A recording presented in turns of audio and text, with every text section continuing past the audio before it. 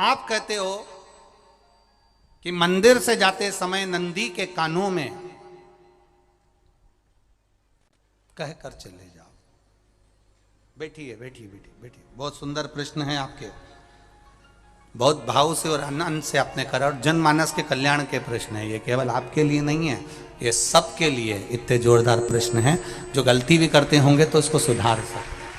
आपने कहा कि नंदी के कानों में कहना चाहिए।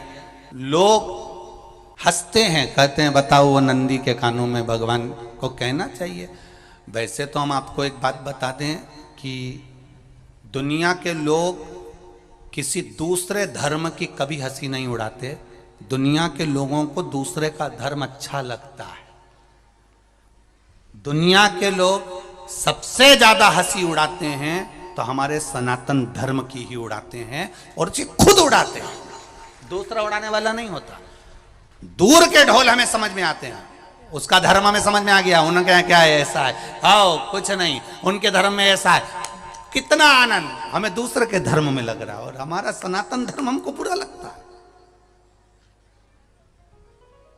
हमारे सनातन धर्म हमें बुरा लगने लगा। अरे भाई, लोग कहते हैं कि नंदी के कान में कहते हो, ये कोई हमारे पुराणों में या शास्त्रों में लिखा है? भगवती बहन साहू, आपको धन्यवाद देना चाहूंगा और एक बात कहना चाहूंगा। जितनी भी शिव महापुराण के अंतर्गत चाहे उपाय जो बताए जाते हैं कि बेलपत्री ऐसे चढ़ाना, काली मिर्च ऐसे चढ़ाना, चावल ऐसे चढ़ाना, धतूरा का क्या महत्व है, शमी के पत्ते का क्या महत्व है, बेलपत्री के पत्ते का क्या महत्व है, ये जितनी भी बातें बताई जाती हैं ये सब पुराण के अंतर्गत से बताई जाती है। अब दुनिया के लोग इसको चाहे टोटका कह दें, चाहे दुनिया के लोग इसे टोना कह दें, पर पुराण से हटकर कुछ नहीं। और आप लोगों को अगर बोला है कि नंदी के कान में कहकर भगवान शंकर के मन में बात पहुंचे, तो ये क्यों कहा, तो ये भी हमारी शिव महापुराण में लिखा है, जलंधर के चरित्र में। कोई आपसे कहे कि नंदी के कान में बोलने से क्या होता है, ये जलंधर का चरित्र कह रहा है। मां पार्वती जी का हस्त कमल पकड़कर जलंधर लेकर जाने लगा।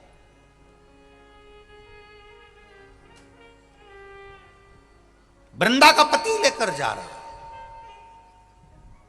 वृंदा तो भगवान की भक्ति में लीन रहती थी, उसको तो जलंधर को सबसे ज्यादा तकलीफ थी नारायण से, पर शिव के पास आ गया, क्योंकि ईर्षा प्रवृत्ति अभी कथा में कहा, कोई कोई ऐसा होता है जिसको तुमसे बेर नहीं होता तो भी अंदर से ईर्षा जाग जाती है। कोई कोई ऐसा होगा जिसको अंदर से ईर्षा जागती है,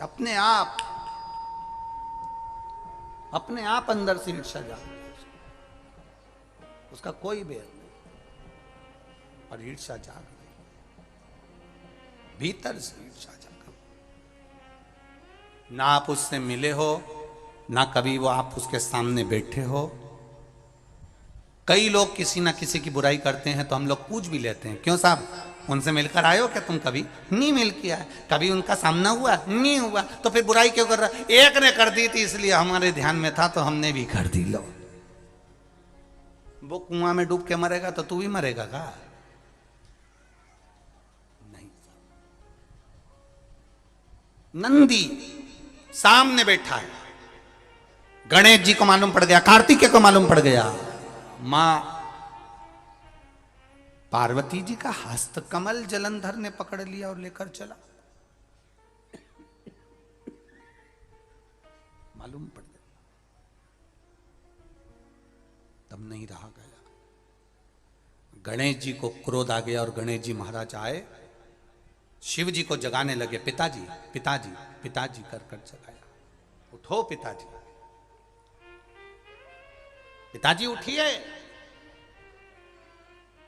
पिताजी जागिए। पिता को जगा रहे हैं। भगवान शंकर नहीं उठे, तप में लीन थे। क्या करें हम? जलंधर के पास में इतना बल है, इतना बल है, और पिता की आज्ञा नहीं होगी तो हम कैसे मार देंगे इसको? मारने को तो हम मार दें। मां ने आज्ञा करी थी कि जलंधर उसको तारकासुर को मार दो, तो कार्तिकेय ने तारकासुर को मार दिया। शिव जी की आज्ञा नहीं तो हम इसको कैसे मारें? क्या करें? सब कुछ गणेश जी ने देख लिया, शंकर जी के ऊपर बहुत बहुत बहुत बहुत प्रार्थना कर कर देख ली, पर शंकर जी नहीं जागे। तब आखिरी में विनायक ने, गणेश ने, जितने लोग आस्था चैनल पर कथा सुन रहे हैं, जितने लोग फेसबुक यूट्यूब पर कथा सुन रहे हैं, इस बात को याद रखना कि नंदी के कान में कहने से क्या होता है वो ये इस कथा से सीख लेना। आखिरी में गणेश जी को लगा किसको कहूँ, शंकर जी भी तप में हैं, नंदी भी तप में हैं, मैं किसको कहूँ? शिव जी को कह के कर थक गया, पिताजी को बोल बोल कर थक गया, पिताजी जागते नहीं। अब मैं किसको कहूं ये बात, किससे कहूं?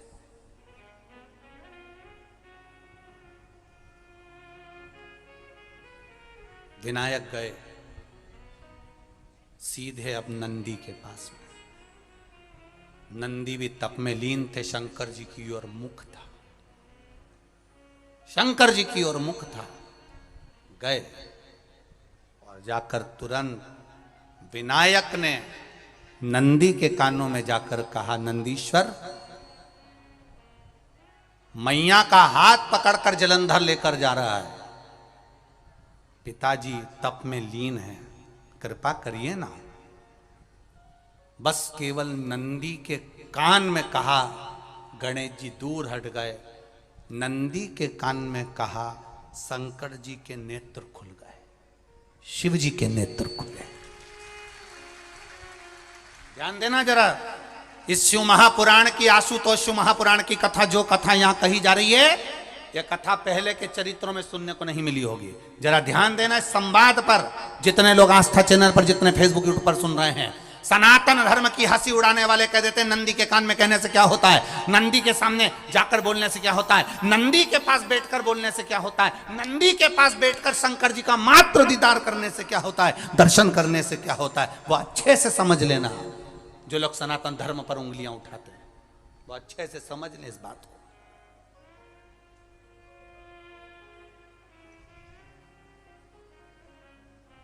क्या होता है, नंदी तप में लीन, शिवजी तप में लीन, शिव नहीं उठ रहे। विनायक ने नंदी के कानों में जाकर कह दिया, नंदी के कान में जाकर कहा, नंदी के नेत्र नहीं खुले। नेत्र किसके खुले? जम के बोलो, महादेव के खुले, शिव जी के खुले। ये मन का तार, नंदी शंकर की आराधना कर रहे थे, शिव अपनी भक्ति में डूबे थे। यहां कहा, यहां पहुंचा, जो दिल में था उस तक बात पहुंच गई। नंदी के दिल में शिव थे, तुम कहे, नंदी ने शंकर तक बात पहुंचा दी। वो सूत्र जो बंधा था दिल से दिल तक का, वो पहुंच गया। वो सूत्र जो दिल से दिल तक बंधा हुआ था, मन से बंधा हुआ था, खबर वहां तक पहुंच गई, खबर पहुंच गई।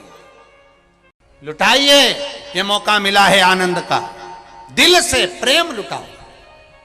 नंदी से कहा, नंदी ने देवादिदेव महादेव से नहीं कहा। केवल नंदी आंख बंद कर कर बैठे थे, कहते सही भगवान गणेश के शब्द शिव जी तक पहुंच गए। शिव जी के नेत्र खुल गए और उन्होंने जलंधर के पास पहुंचकर पार्वती जी का हस्त कमल छुड़वाया। जरा विचार करिएगा, आप नंदी से कहते हो मेरे महादेव तक बात पहुंच जाती है, आपको केवल नंदी से प्रेम से कहना है, नंदीश्वर मेरे बाबा, ए मेरे बाबा, आप रोज शिव जी को लेकर भ्रमण पर निकलते हो, मुझे बहुत दुख है, आप मेरे दुख को मिटाने के लिए मेरे दरवाजे पर क्यों नहीं आते?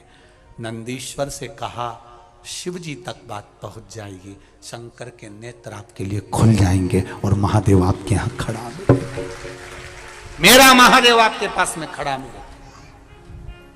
आशुतोष शिव महापुराण की कथा कहती है, लोग कहते हैं नंदी को कहने से क्या होता है, ये शिव पुराण कह रही है, कहा वहां तक पहुंचा, दिल से दिल का कंटेक्ट।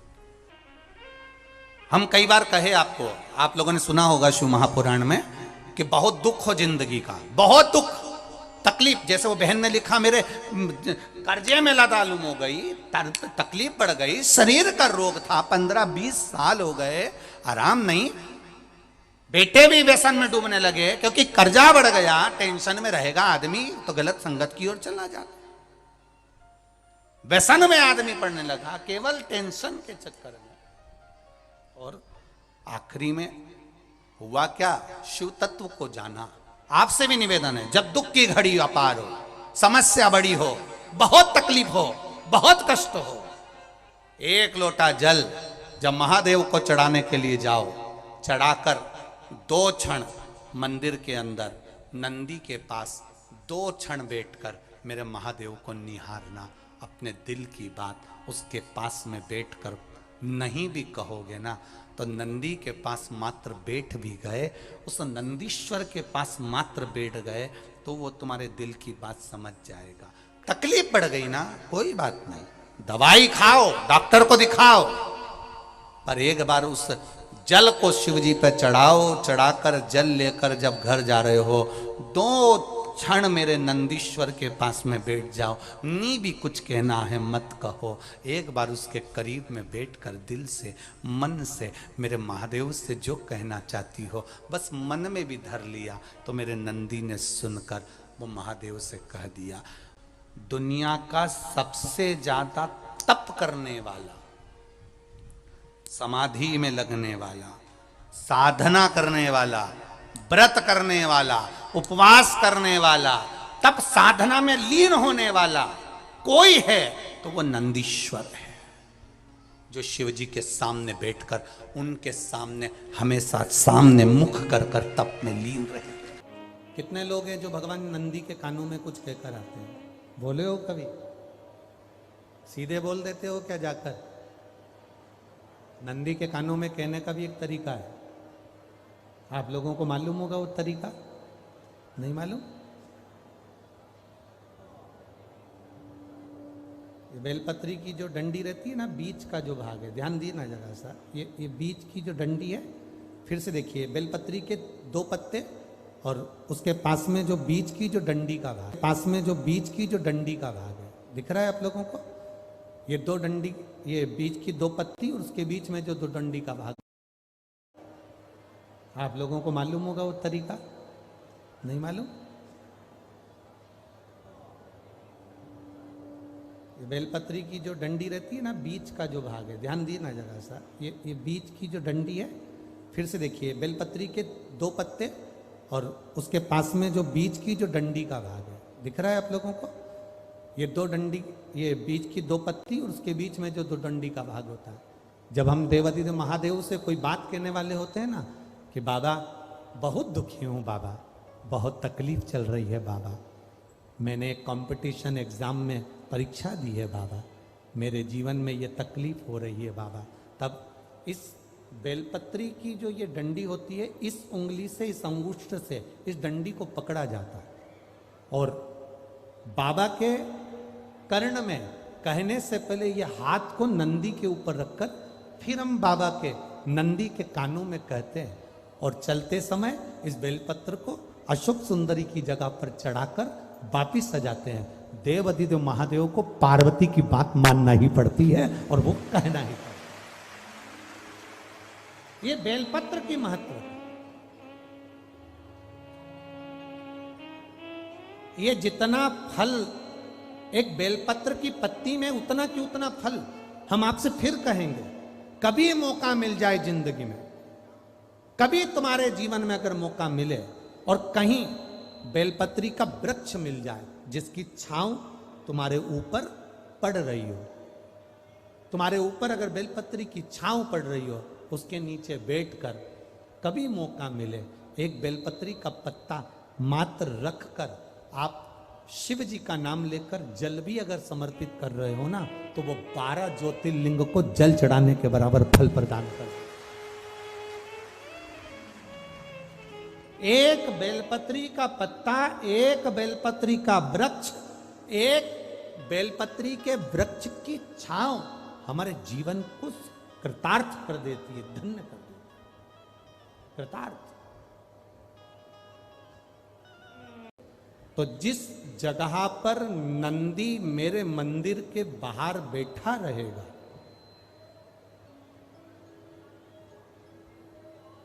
नंदी जिस जगह पर मेरे मंदिर के बाहर बैठा रहेगा, सुयशा उसके कर्णों में कर्णों के करीब में तू स्वयं विराजमान रहे। सुयशा, जब कोई नारी, जब कोई पुरुष, जब कोई बच्चा, जब कोई बुजुर्ग, जब कोई भी संसार सागर में रहने वाला मानव मेरे मंदिर में आएगा और नंदी के कान में कुछ कहकर जाएगा, तब तू उसको सुनकर माँ पार्वती से कहेगी। और पार्वती जब मेरे साथ प्रतिदिन प्रदोष काल में, प्रदोष के समय, शाम के समय भ्रमण पर जब पार्वती मेरे साथ जाएगी, तो पार्वती मैया जिसके सामने नंदी को रोक देगी, मैं उसके ऊपर कृपा करते हुआ चले जाऊंगा। ये हमारा भाव शिव महापुराण की कथा है। तो शंकर जी के मंदिर जाते हैं तो आप जब वापिस लौट कर आते हैं तो नंदी के कान में, जब हम नंदी से कुछ कहते हैं, आप लोग जब वापिस लौट कर आते होंगे तो नंदी से कहकर आते होंगे ना कुछ ना। तो जब हम नंदी से कुछ कहकर आते हैं, आपने देखा होगा कई लोग नंदी के कान में कुछ कहते हैं, फिर नंदी का जो सींग होता है उस सींग के बीच में से शिवलिंग का दर्शन करते हैं। तो नंदी को जब कोई बात कही जाती है, नंदी से जब कुछ कहा जाता है कि हमारी बात शिवजी तक पहुंचाना, तो उसमें सबसे पहला अगर नाद करा जाता है नंदी के कानों में, तो ओम का नाद करा जाता है। आप सीधे जाकर अगर कहेंगे नंदी को कि हमारी ये बात है, आप बात तक पहुंचा देना, तो नंदी उस बात को कहे चाहे नहीं कहे, पर जब आप नंदी के कान में ओम कहने के बाद में अपने हृदय की बात कहते हैं, तो जैसे एक पत्र आपने भेजा और पत्र को तुमने लिफाफे के अंदर रख दिया, रखने के बाद में तुमने एड्रेस भी लिख दिया, समझ लेना बहुत अच्छे से। एड्रेस लिखने के बाद में तुमने अपना मोबाइल नंबर भी लिख दिया, सब कुछ कंप्लीट कर दिया। अब इस लिफाफे को तुमको भोपाल भेजना है सागर से, और तुमने ले जाकर इस लिफाफे को डाकघर के डब्बे में डाल दिया। लिफाफा जाएगा, जम के बोलिए, एड्रेस पूरा लिखा है, पीछे तुम्हारा नाम भी लिखा है, मोबाइल नंबर भी लिखा है, सब कुछ लिख दिया, पर लिफाफा जाएगा नहीं। क्यों नहीं जाएगा? क्योंकि उस पर टिकट चिपका नहीं है। 15 पैसे का, 10 पैसे का, 25 पैसे का, या 1 रुपए का, या 2 रुपए का, उस पे अगर कोई टिकट चिपका होता, फिर आप उसको डालते तो जाता कि नहीं जाता? चले जाता। ये ओम सनातन धर्म के अंतर्गत जितने भी मंत्र होते हैं, जितने ब्राह्मण मंत्र का उच्चारण करते हैं, जितने ब्राह्मण मंत्र पढ़ते हैं और मंत्र का उच्चारण करते हैं, उसमें ओम का नाद क्यों करते हैं? क्योंकि ये हमारे श्लोकों को, हमारे शब्दों को, हमारे दिल की बात को टिकट का काम कर कर परमात्मा तक पहुंचा देता है। ये ओम अक्षर, ओम शब्द, ओम नाद। कभी कभी बेलपत्र देखना, जब बेलपत्र आप समर्पित करते हैं तो ऊपर वाली जो पत्ती होती है उस पे ओम लिखते हो। कई किसी किसी को लिखते हुए देखा होगा, चंदन से, पीले चंदन से, लाल चंदन से। सबसे मूल 3 पत्तियों में बीच वाली जो पत्ती उस पे ओम लिख दिया, फिर इधर वाली में लिख दिया नमः, इधर वाले में लिख दिया शिवाय। कभी आपने देखा कि इधर वाली पत्ती में ओम लिखा हो, इधर में नमः लिख दिया हो, इधर में शिवाय लिख दिया हो? नहीं, लिखने वाला लिखेगा, क्योंकि जो विद्वान होता है, चतुर होता है, जिसमें विद्वत्ता होती है, वो सबसे ऊपर वाली पत्ती में